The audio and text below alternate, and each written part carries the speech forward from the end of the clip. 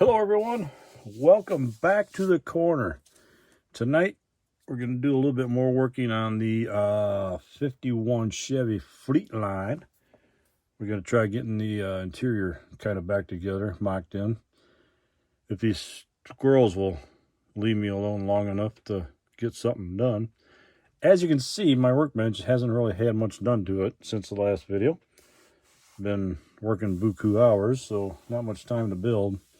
But we're going to hang out tonight, and we're going to see what kind of mischief we can get these squirrels into. What do you say? Let's chase them away, right? Get out of here! And, of course, sometimes they listen, sometimes they don't, but at least they're out of the car, right? Anyway, tonight we're going to work on getting a little bit more done to the interior. Last week, we got to the point where we had the interior cut down in the back, taped to the chassis, and working on getting the inner the rear wheelhouses kind of molded, cut, and shaped to fit the inside of the body to get it down a little bit further, tuck everything in nice and neat. Looking at it, I think I might go just a little bit more, so let's work on that and see where we can get this. Looking at it, I think I need to take a little bit off of, let me grab my pointer here, my trusty little paintbrush. I think we might need to take a little bit off the back and then on the inside to get this to drop down, because it looks like the front's going to drop in pretty good, but it looks like the back edge is still holding this up a little bit. All right, pick a little bit more off of it, and I think that's looking like it's going to do the trick right there. Got about 1/4 of an inch overhang on the body sides. Let me bring the light down here. You can see this little edge right here at the bottom of the door and the rocker panel of the car. There's about 1/4 inch overhang on that. That's kind of what we want. Next, let's get the firewall put in this thing. That way we can kind of get this set in place so we're not doing this number. Look like a lowrider. Anyway, hang on a second. Okay. Next, we're going to try to get the, not try, but we're going to get the firewall put in place. We're going to try to bring it down. We're going to bring it down to about that blue mark right in there. And there's going to be a little bit overhang on the bottom. We can clean that up and true that up later. Right now, I just want to kind of get this kind of set in place just to kind of give it a little rigidity. And maybe. Now we're going to, hopefully the tip of this isn't plugged up. Oh, here it goes. I'm just going to run a little super glue along the edge. Get it kind of where I want it. And set that back there. Grab the firewall wherever I went with it. There it is. My X-ray vision ain't working. I can't see through the phone. Just going to kind of hold it in place. Make sure we're somewhat level. Sorry if I'm taking that off camera on you. No, that ain't going to work. Yeah, knock that over too, I guess. I could try to level it off on the back side, looking at the back. All right, I think we're good right there. So we're just going to use my, I think I'm accelerator. Just kind of do that. That way it sets up a little quicker. And then we'll compare that and see where we are as far as how it sits in the body.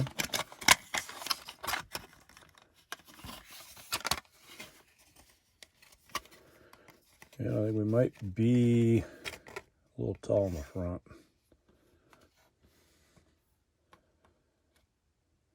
Actually, not too bad. That might not be too bad right there. Keeps it pretty flush, keeps it pretty level on the bottom side. I think we're probably good right there. That was lining the firewall up right in stock location or close to it. If we had to, at this point, if it's still sat a little lower, you know, in the front, if it wasn't quite all the way up in like we wanted it to, we can always take and sand off the top edge of the firewall. That way it'll shorten this up and it'll get it to sit where we want it.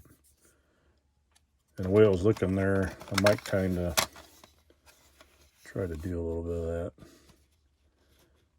Sitting that firewall right where it's supposed to sit. I don't know if you can see it from there, but see how it is a little lower here than it is in the back. I'm just going to hit that a little bit with the Dremel, just to knock a little bit edge off of that. And there we have it. Took about 1/8 of an inch off the top of it. Just enough to shorten it up a little bit. And let's see what we get for a fit here. I'll get this thing back to where I want it. Fidgeting around over here. All right, yeah, it's not standing. Come on now. There we go. Maybe not. There we are. That's a little bit better.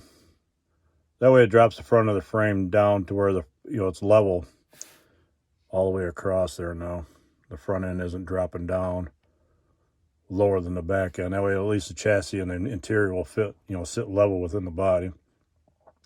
If we want a little bit of a rake on the body or on the suspension, we can always toy around with the front suspension and back suspension, get a little bit more of a forward rake. If you wanted to do kind of a tail dragger look to it where the back end sits down lower than the front, you can always take some out of the rear end and put a little bit more in the front to give it a little bit more of a tail dragger. Or if you like that, a little bit of a lowered nose, rake, more of a rake stance, you can go that route too. Or if you wanted it sitting perfectly level, you can sit it perfectly level as well. But all that can kind of be toyed around with suspension when we get down to the suspension portion of it. But for right now that we got a firewall into it, we don't need tape on here anymore. So you can peel that off. And I'll show you what I meant earlier about the overhang on the firewall. This is what I was talking about here. Now that we got the firewall into place, some of this overhang down on the side you're going to want to leave on the firewall. That's kind of the splash apron, if you will, of the firewall. But the thing you got to clean up and get rid of is this section of plastic that's hanging out right here in the transmission tunnel area. If you left this in here, this little area right here, when you go to put the motor and training in it, you go to slide everything together, this is going to hit the top of the bell housing on the engine, and it's not going to allow you to set anything in place. So we got to rip this out here. I'm just going to rip it out with my Dremel. I got just a regular grinding drum on the Dremel. And all I'm going to do is just take and lay that down in there and work it back and forth. Let it do most of the clearing out. And then I'll take my X-Acto knife and do final cleanup to kind of shape it to where I want it. I'll do that off camera. Be right back. And to get it down to that point, like I say, you can always take a little bit. You got this little bit of a curly right here where it kind of curls back. You can just take and knock that out and clean it up with a X-Acto knife. Always shape it out and get a little bit better shape to it. I'm shooting plastic all over here. So that's kind of what you want it to look like. And like I say, the underside, this is all cleaned up, and now it'll allow the transmission and everything, get the bell housing to go into it the way it should. On that note, a buddy I work with, guy I work with at work, his favorite saying is, even a blind squirrel finds a nut every now and then. Every now and then you get this right to where it comes out looking right, just, using the Dremel, and, you get a little lucky sometimes, but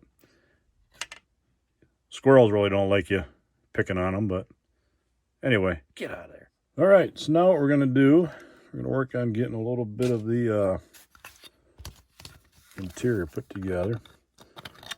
What we cut before, all we're going to do is just kind of slip these pieces into place, glue them in place, and that'll be about it. Luckily, this isn't too tricky to get this stuff lined up and in place, but it might be. Firewall might be a little too, that's pretty angled pretty good. Let's say it might be laying back a little bit the way that was fit. We might have to do a little trim work on these too.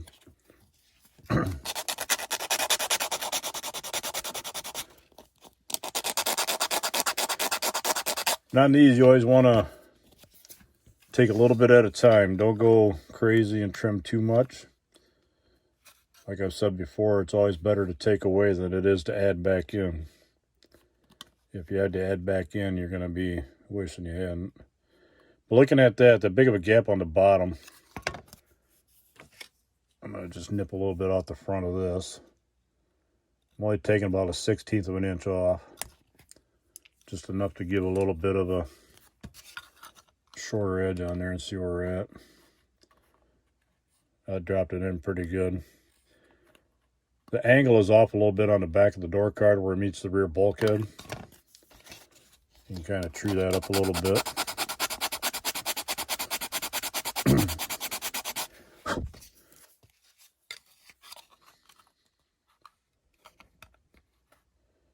And that's about where we want it. A little bit of a gap on the back and the bottom here. We can kind of toy around with that too. Maybe round the edge off a little bit and then take just a little bit more off.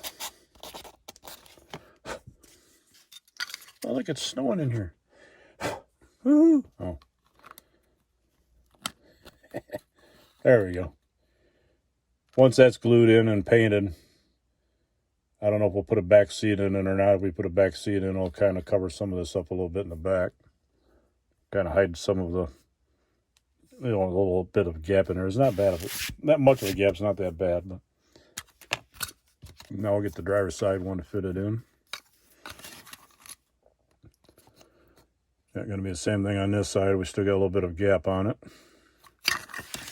So I'm just going to nip a little bit off the front of here. Getting about 1/16 of an inch, kind of keeping everything even. Gonna need a little bit more off. Just a skosh more. Whoops, there we go. And it's not fitting too bad. We're gonna have to do the same thing on the back edge of it too.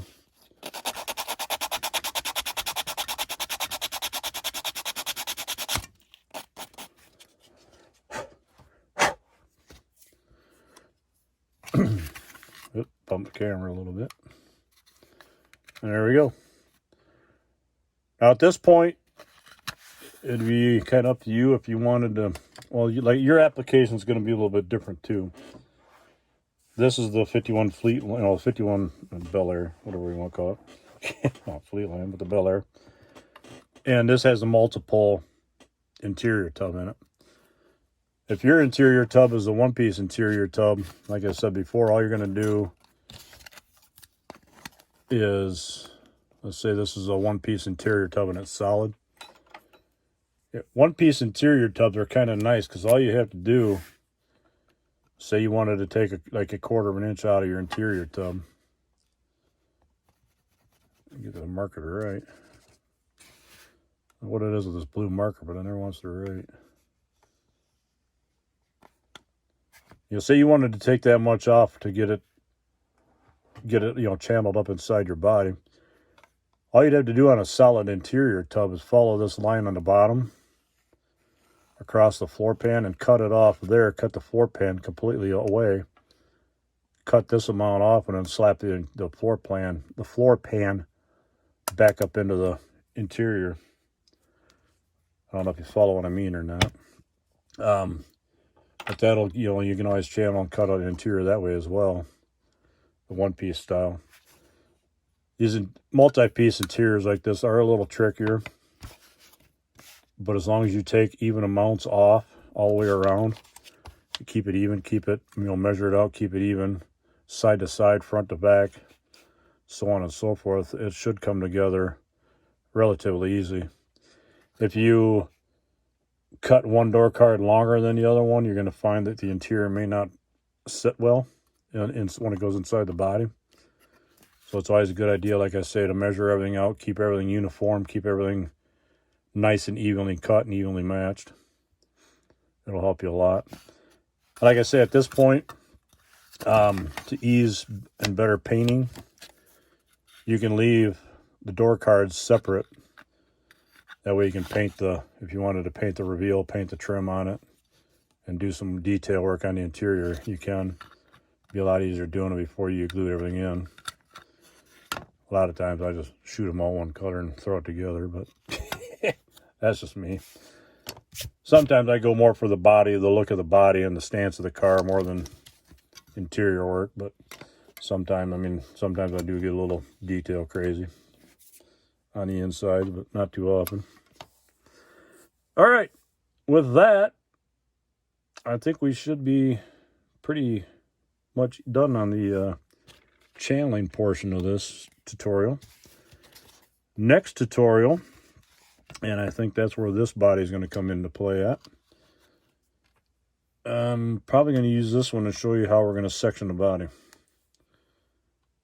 And after we're done sectioning the body, I may end up cutting the back half of this roof off to use on that one to do a chop top on it. To do this car justice, if you will,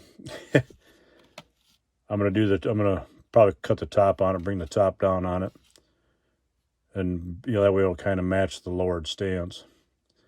I thought about doing the section on this body, but I don't know if I want to section and channel it all in one shot and make it look, really bring it down.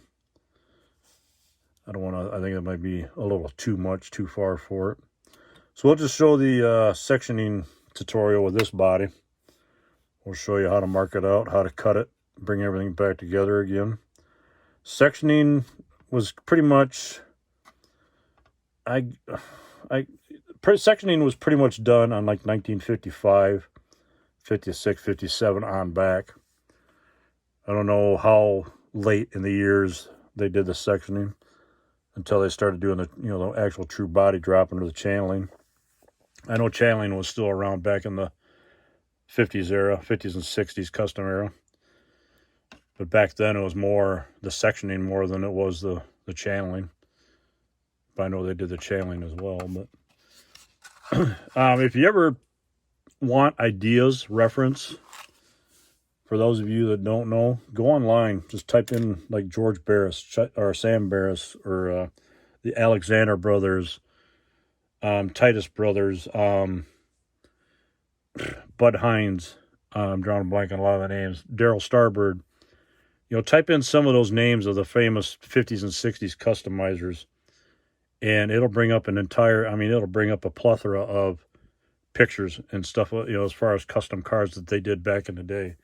If you want ideas or inspiration, look that up, or type in 50s lead sleds or, customs or whatever you want to call them, custom Kemps. Type in some of that stuff, as far as your search engine. It'll bring up a lot of ideas and photos for you to kind of go off of and look at. Google is a awesome thing these days, as I'm sure a lot of you know. But with that in mind, like I say, we're going to call it quits on this one, and we'll do a follow-up tutorial and we'll do the sectioning version on the resin body here. I know some people don't like to cut resin. I got a couple of friends that they say they're deathly afraid to cut resin because they break out in a rash every time they cut it. Me, I love to cut it up. Cut it up and hog it out and narrow, thin it down. I like working with resin just as much as I do with plastic. One good note, if you're ever working with this stuff and you're doing a lot of grinding on it, even if you wear a mask like just a doctor's mask, just kind of keep that stuff out of your lungs. Resin dust, when it's floating in the air, it's pretty bad, and it could wreak havoc on your lungs. I know for many years I did not wear one, and my respiratory nowadays isn't the best, so I can kind of chalk it up to all the years that I didn't wear a mask, so I'm kind of telling you to wear a mask. So that's my safety tip for the day. Wear one. Anyway, and for those of you who haven't seen, the Mustang is coming along. It's now in primer. Got some red oxide on, the filler on it, the spot putty. Starting to fill it out, sand it down, get it all smoothed out. Hopefully one of these days it'll be ready for paint. Anyway, with that in mind, thanks to all my subscribers, all of you that have subscribed and watched. Viewers, if you haven't subscribed, please do so. Hit the notification bell up top. You'll be alerted for when new videos like this one come out. And hit the like button and leave a comment down below. Let me know what you're all doing today. Let me know what you're working on. Let me know what you're chopping and channeling and sectioning and all that fun happy stuff. Like hearing from everybody. Like your comments. Love everything you all hear from me or whatever. With that in mind, we'll cut you loose and we'll see y'all on the corner. Have a good one. Take care. Bye-bye.